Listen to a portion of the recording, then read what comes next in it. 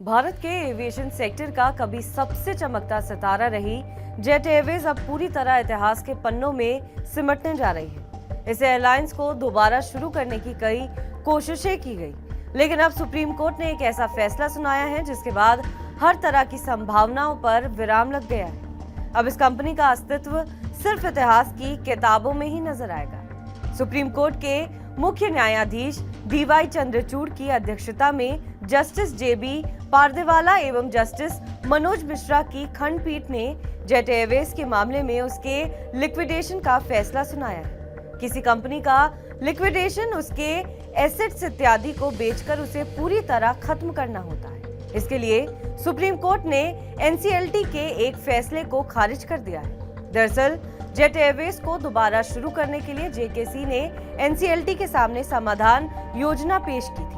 इस resolution plan को बनाए रखने और जेट एयरवेज का स्वामित्व जेकेसी को ट्रांसफर करने के लिए एनसीएलटी ने एक फैसला सुनाया था, जिसे अब सुप्रीम कोर्ट ने खारिज कर दिया है और इसी के साथ कंपनी के लिक्विडेशन का रास्ता साफ कर दिया है। अब आपको बताते हैं फैसले में कही गई बड़ी बातें। सुप्रीम कोर्ट की इस पीठ में शामिल जजों ने फैसला सुनाते वक्त कई अहम बातों पर ध्यान खींचा है, जो आने वाले सालों में एनसीएलटी के लिए एक नजीर की तरह काम करेगा।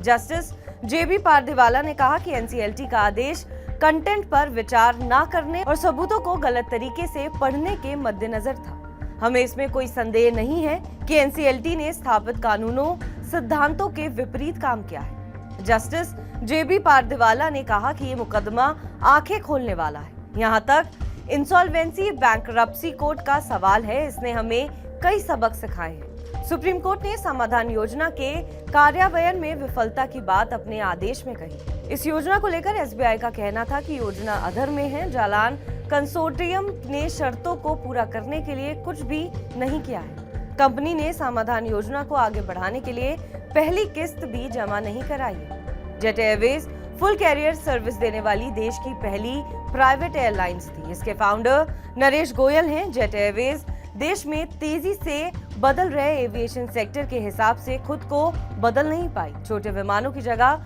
लंबे समय तक बड़े विमानों से ही सेवा देती रही। इतना ही नहीं, लीज पर लिए गए विमानों के पेमेंट में डिफॉल्ट भी उसने किए। इसे एक समय बाद कंपनी को नकदी संकट का सामना करना पड़ा और वो आखिर में बंद हो गई। दूसरी ओर कंपनी के फाउंडर नरेश गोयल पर मनी लॉन्ड्रिंग के आरोप लगे। इससे जुड़े एक मामले में वो लंबे समय से ईडी की हिरासत में है। ईडी का आरोप है कि नरेश गोयल की जेट एयरवेज को जो 6,000 करोड़ रुपए का लोन दिया गया है, उसमें से एक बड़ी राशि की कथित तौर पर हेराफेरी की गई है। इतना ही नहीं, इसमें से काफी पैसा टैक्स हेवन देशों जैसे कि जर्सी और ब्रिटिश वर्जिन आइसलैंड भी भेजा गया है। बहरहाल इस खबर पर आपका क्या कुछ कहना है, हमें कमेंट करके जरूर बताएं। बाकी देश और विदेश की तमाम बड़ी खबरों के लिए आप देखते रहें TV9 डिजिटल।